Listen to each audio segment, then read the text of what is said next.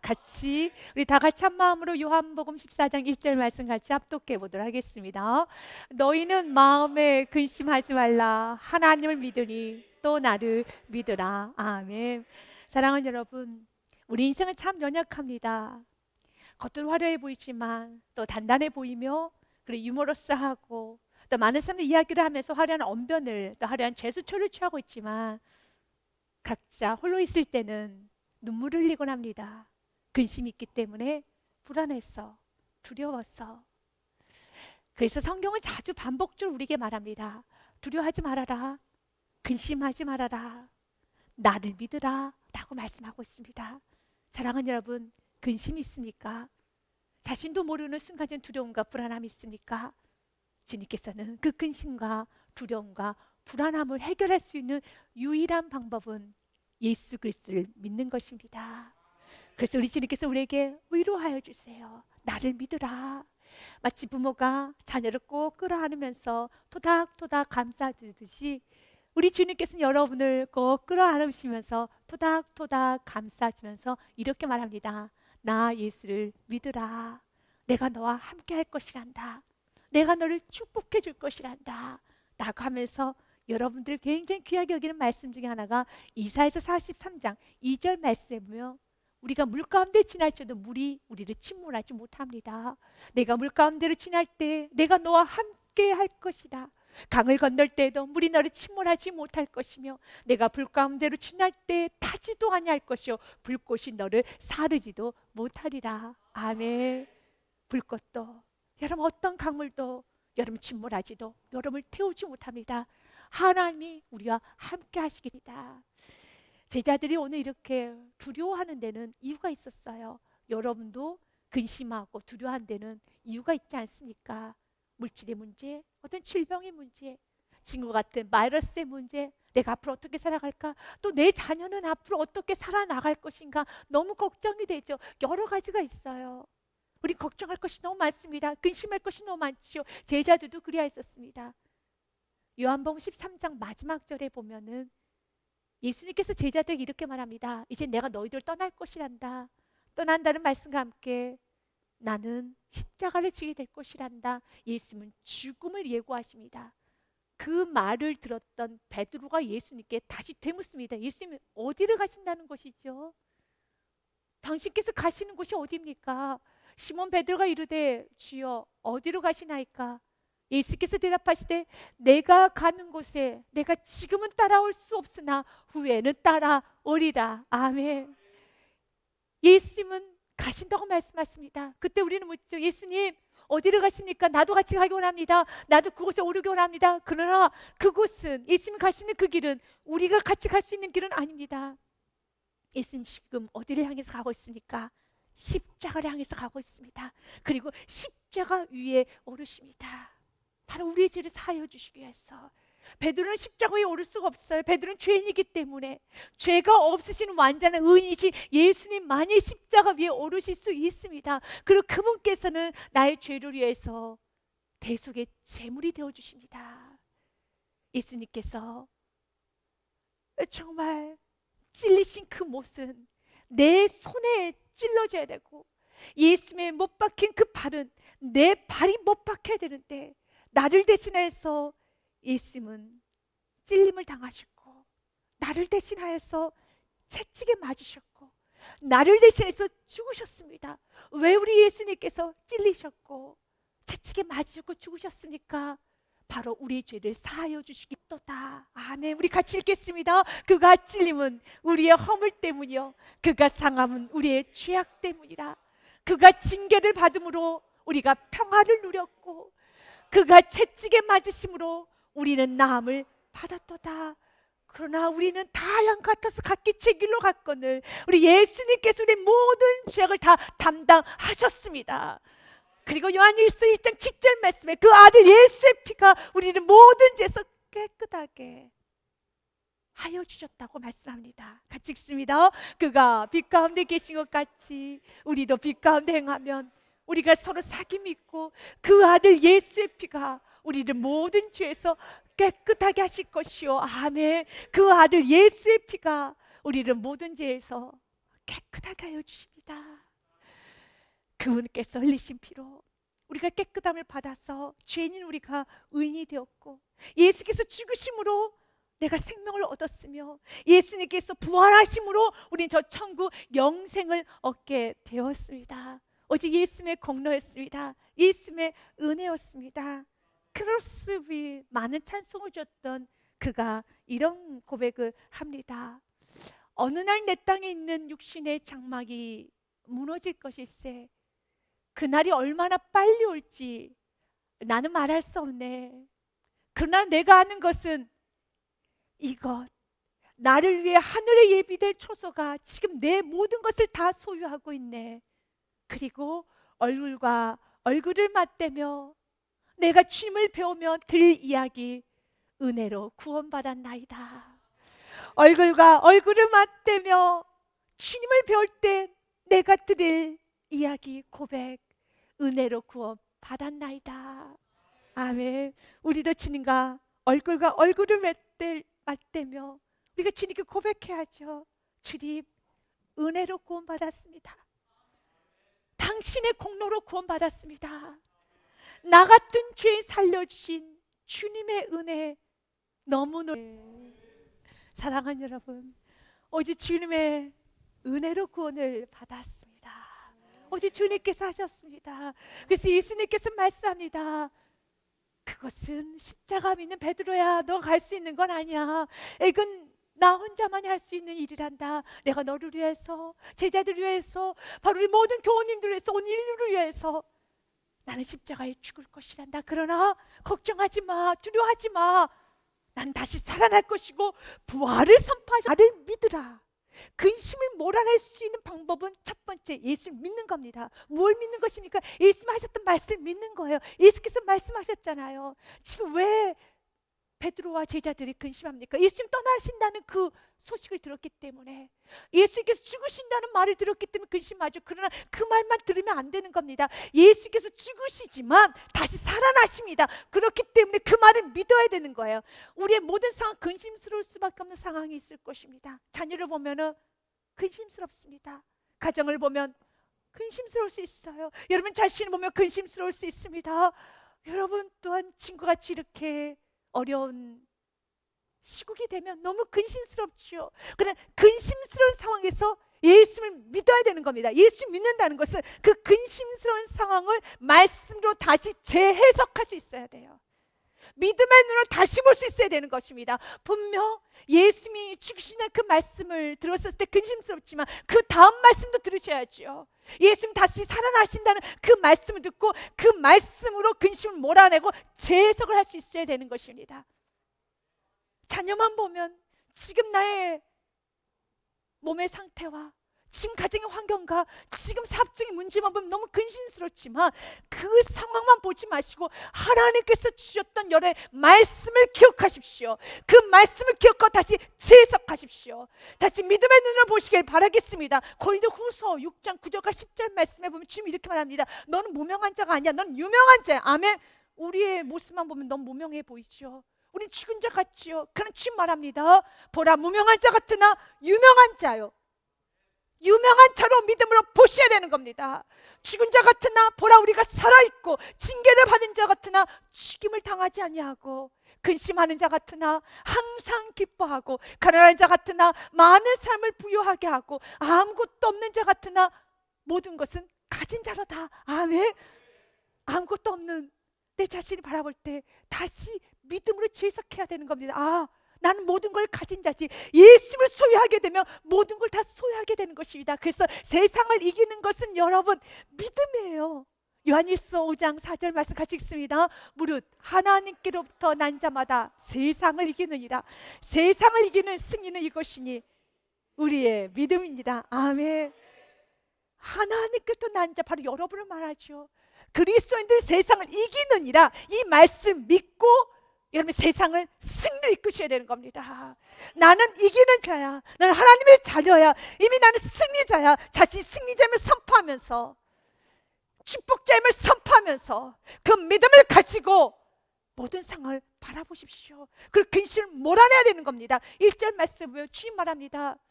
근심하지 말라라고 명령하고 계셔요. 두려워하지 말라라고 명령하십니다.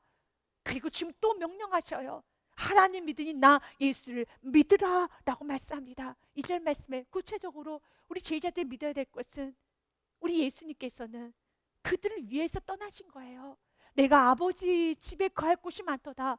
그렇지 않으면 너에게 일렀으리라. 내가 너희를 위하여 거처를 예비하러 가노니. 아멘. 아버지 집에는 우리들이 거할 곳이, 여러분이 거할 것이 너무너무 많아요. 바로 그 거할 곳이 있도록 너희를 위해서 처소를 예비하기 위해서 내가 떠나는 거 아니겠느냐, 천국을 너희들이 주기 위해서 떠나는 거 아니겠느냐 라고 말씀하시면서 십자가 길을 가시겠다는 거예요. 맞아요. 예수님이 잠시 떠나는 것은 나에게 좋은 걸 주시기 위해서, 예수님이 잠시 떠나는 것은 나에게 축복을 주시기 위해서, 예수님이 잠시 떠나는 것은요 나에게 영생을 주시기 위한 것인 것처럼 잠시 여러분에게 고난이 오고 때는 어려움도 오고 좀 더딘 응답이 있다면 이 모든 것은 변장된 축복이에요. 이걸 믿고, 주님, 내가 지금 잠시 내 눈에 주님 보이지가 않아요.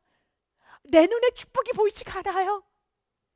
나의 무능함만 보이고 정말 소망 없는 현실만 보여요. 그때 그 소망 없는 현실, 육신의 눈을 가지고만 보지 마시고, 예수님 떠나는 건 사실이지만 예수님 우리에게 좋은 걸 주시겠다고 하셨다면 그 말씀 믿고 나가야 되는 것처럼 우리도 마찬가지예요. 내 눈에 지금 보이지 않는다 할지라도, 내 눈에 가족권이 보이지 않고 지금 내 눈에 그 어떤 것도 보이지 않는다 할지라도 약속의 말씀 믿고 끝까지 믿음을 승리해야 되는 거예요.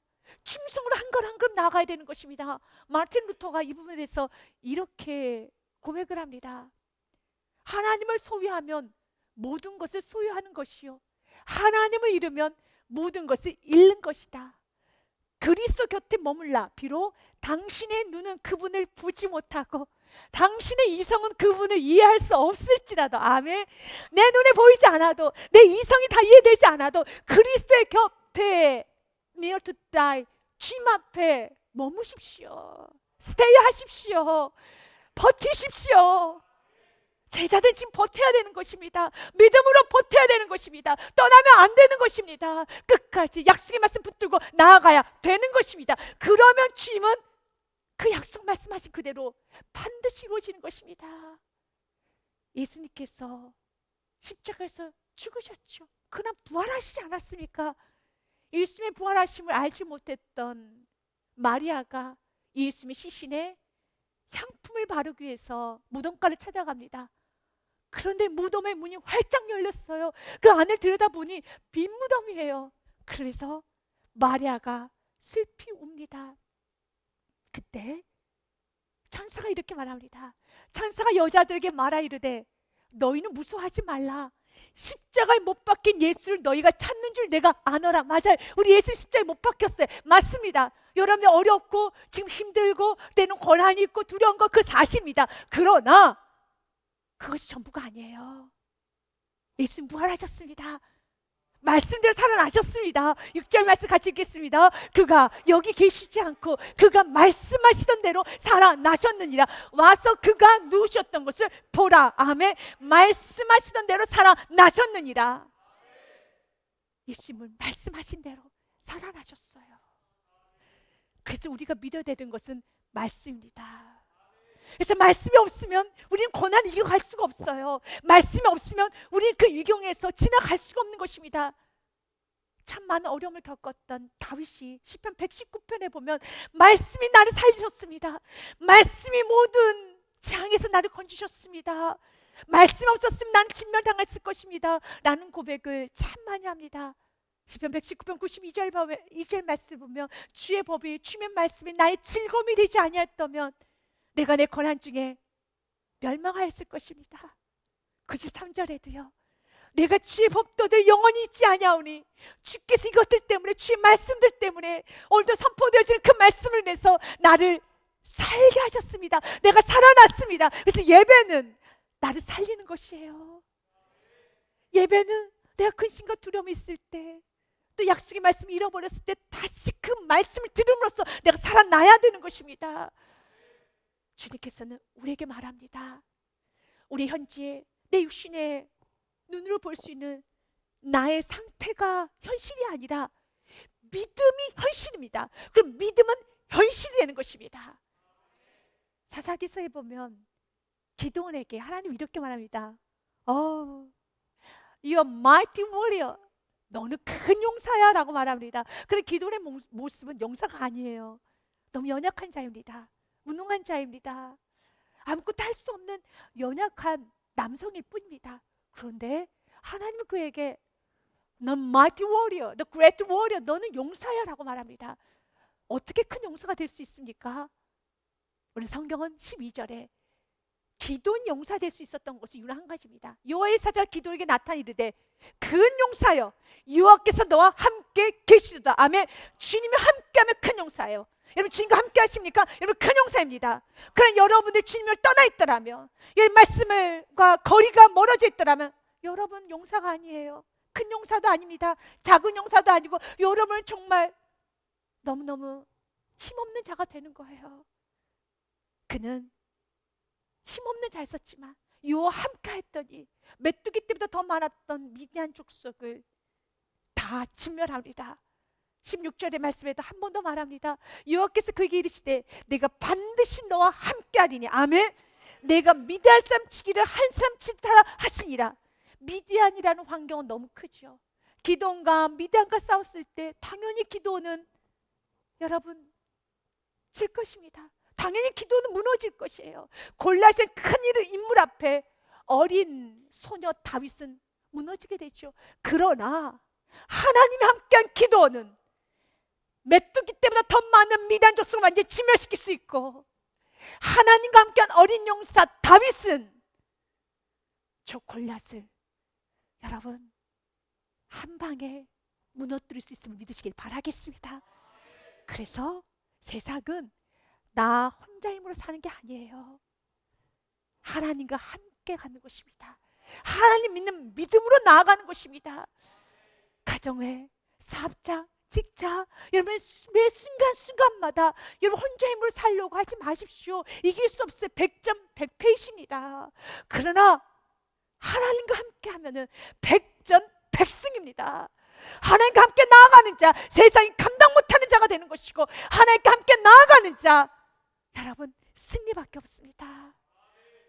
주님은 제자들에게, 근심하고 있는 제자들에게 연이어 내가 누구인지 아느냐? 나 예수는 길과 진리와 생명이다 라고 선포합니다. 6절 말씀 같이 읽겠습니다. 예수님께서 이르시되 내가 곧 길이요 진리요 생명이니 나로 말미암지 않고는 아버지께로 올 적 없느니라. 아멘. 6절의 말씀은 어떻게 천국을 가느냐에 굉장히 베이직한 말씀, 근본이 되는 말씀이죠. 아버지께로 올 자 있어. 아버지는 하나님의 나라 천국을 말합니다. 하나님의 나라로 가는 길은 오직 예수를 통과하지 않고서는 하나님 나라에 갈 수가 없습니다. 그런데 그 하나님께서는, 주님께서는 이 땅에서도 천국을 누리기 원합니다. 여러분 가정이 천국이 되기 원하며, 여러분 인생이 천국이 되기 원하며, 여러분 가는 곳마다 천국이 되기 원합니다. 그 천국이 될 수 있는 길이 열어졌어요. 예수를 통과해야지만 가정이 천국이 돼요. 예수를 모셔야지만 인생이 천국이 되는 것이고, 예수를 왕으로 모시고, 예수를 주인으로 모시고, 예수를 회장으로 모시고, 예수를 사장으로 모실 때만이 여러분의 직장, 사업장에 천국이 이루어지는 것입니다. 왜냐하면 예수님은 길이시기 때문입니다. I'm the way, 나는 길이다 라고 말합니다.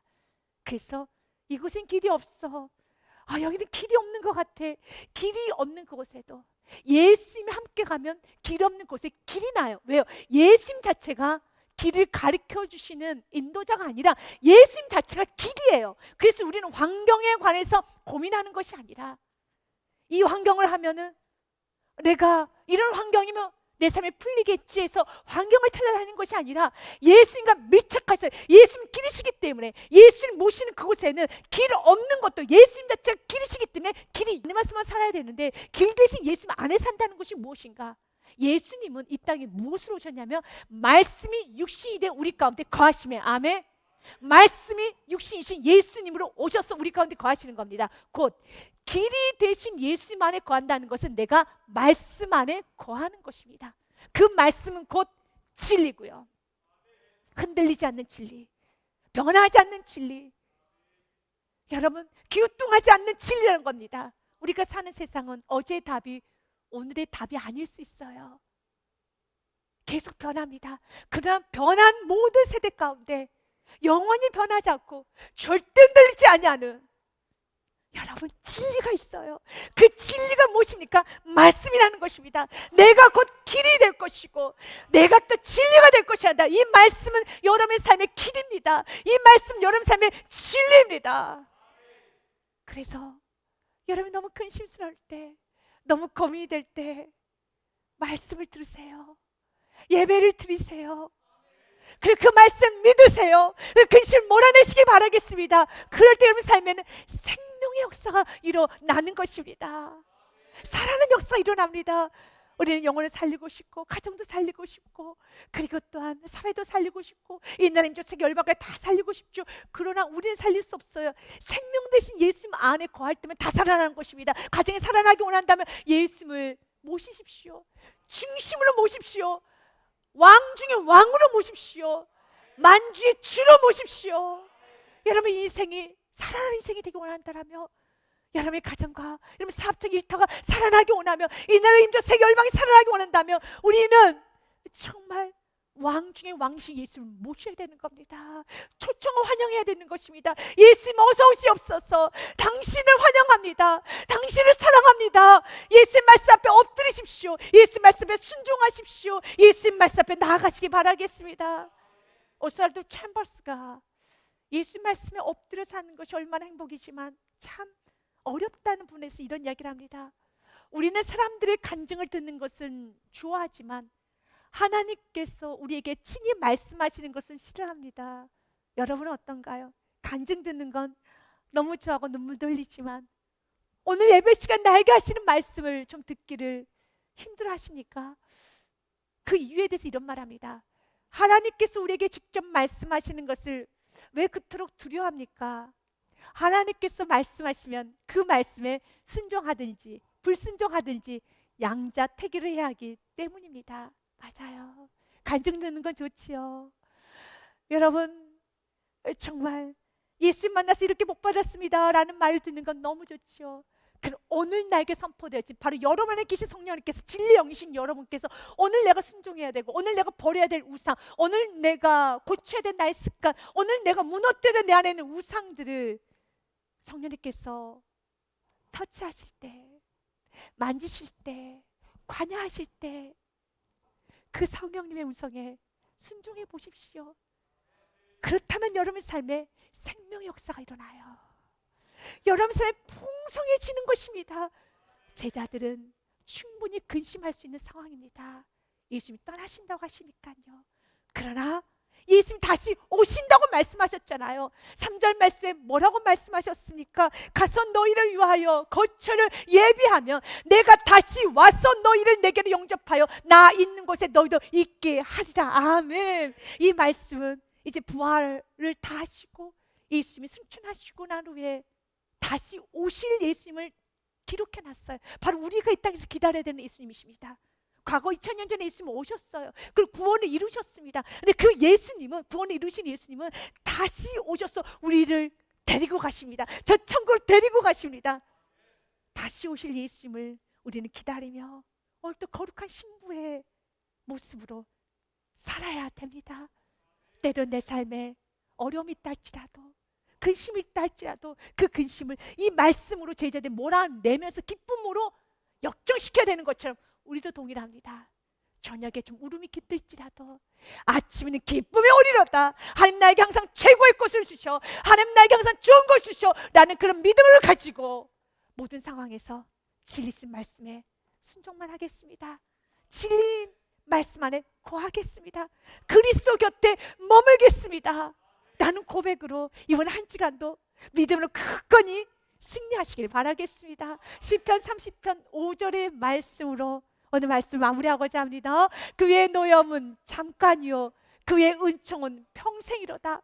저녁에는 울음이 깃들지라도 아침에는 기쁨이 오리로다. 아멘. 사랑하는 이 믿음을 가지고 기쁨이 오리로다. 이번 한 주간에도 그리스도 곁에 충만하게 머무신 한 주간이 되시길 주님의 이름으로